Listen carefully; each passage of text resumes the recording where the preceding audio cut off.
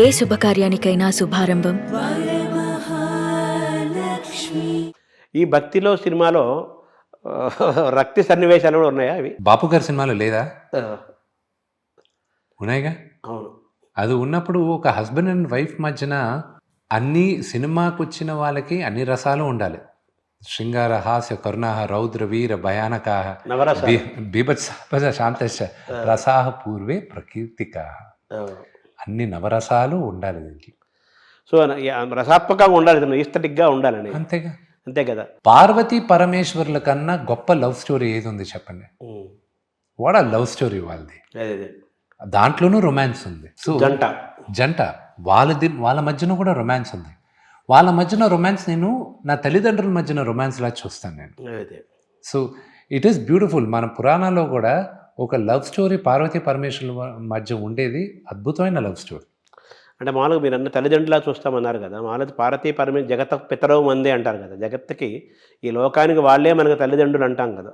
So మీరు కూడా ఆ తల్లిదండ్రులు వాళ్ళ ఒక ఏజ్లో వాళ్ళు చేసుకున్న రొమాన్స్ని ఆ రొమాంటిక్గా చూపిస్తూ ఇంకా ఆ బ్యూటీని కూడా ప్రేక్షకులు వాళ్ళిద్దరి మధ్యన రొమాంటిక్ చూపించలేదు కానండి. వాళ్ళిద్దరు నా ఫాదరు మదరు కాన్వర్జేషన్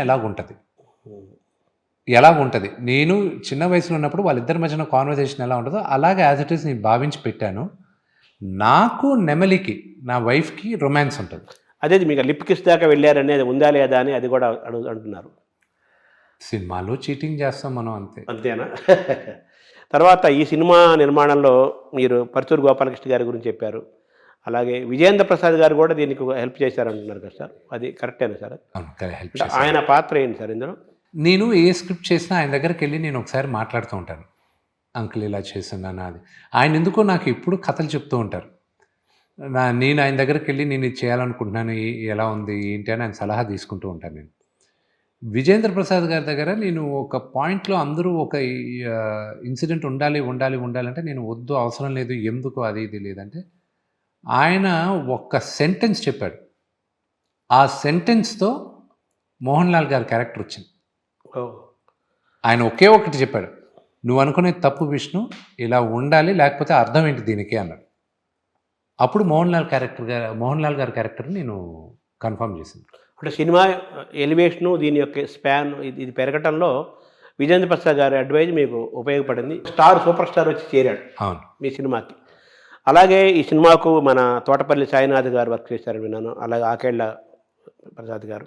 కానీ మేజర్గా పరుచూరి గోపాలకృష్ణ గారు, తోట ప్రసాద్ గారు, నాగేశ్వరరెడ్డి గారు, ఈశ్వర్రెడ్డి గారు, వీళ్ళు కథ పైన నాకు డెవలప్మెంట్కి సహాయం చేశారు. విజేంద్ర ప్రసాద్ గారు సలహాలు ఇచ్చారు. దాని తర్వాత డైలాగులు మేజర్గా రాసింది మన ఆకెళ్ళ శివప్రసాద్ గారు. అదే రంగమార్తాండాలంటే అద్భుతమైన సినిమా తీసి ఒక చరిత్ర సృష్టించారు ఆయన రాశారు. అడిషనల్ డైలాగ్స్ మళ్ళీ తోట ప్రసాద్ గారు చేశారు. మళ్ళీ మీర్బాయ్ అని బాంబేలో ఉంటారు, మహాభారతానికి డైలాగులు రాశారు. ఆయనతో ఒక వర్షన్ రాయించాను సార్. ఇంత మీరు సినిమాని ఎక్స్పెండిచర్ కూడా ఇంపార్టెంట్ కదా. మీరు మీ వాళ్ళని చాలామందిని న్యూజిలాండ్ కూడా తీసుకెళ్ళి అన్ని రోజులు తీసుకెళ్ళి ఉంచుకోవటము, ఇవన్నీ అవుట్ ఆఫ్ ఎఫెక్షనా? అది దాన్ని ఎలా చూడాలి సార్? అన్నీ అనుకోవాలంతే.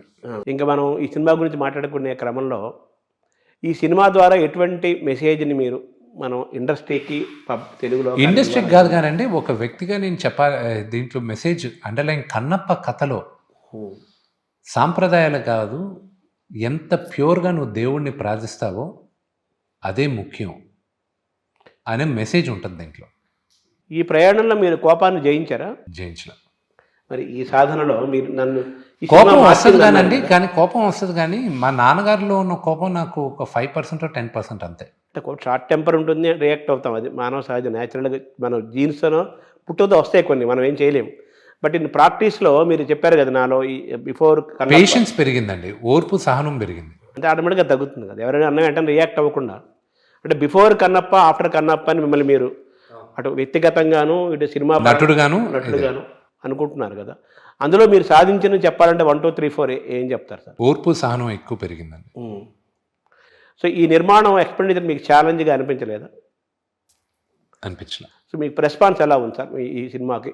ఈ మార్కెటింగ్ రెస్పాన్స్ ఎలా ఉంది? బ్రహ్మాండంగా ఉందండి. కానీ 25వ తేదీ జనాల ముందుకు వచ్చి వాళ్ళ దగ్గర రిజల్ట్ వచ్చేంత వరకు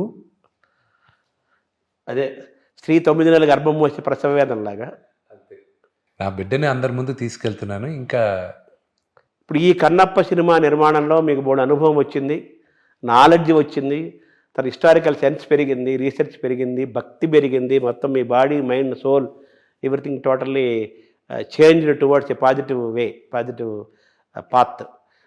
ఈ ఇన్స్పిరేషన్ తోటి నాన్నగారు రావణ బ్రహ్మ సినిమా తీయాలని అనుకుంది. అలాగే నాన్నగారు రావణ భారత భాగవత రామాయణ కథలు కూడా చాలా ఇష్టము. ఇటువంటి ఏమైనా భవిష్యత్తులో ఏమైనా ప్రాజెక్ట్ 100% చేస్తాను.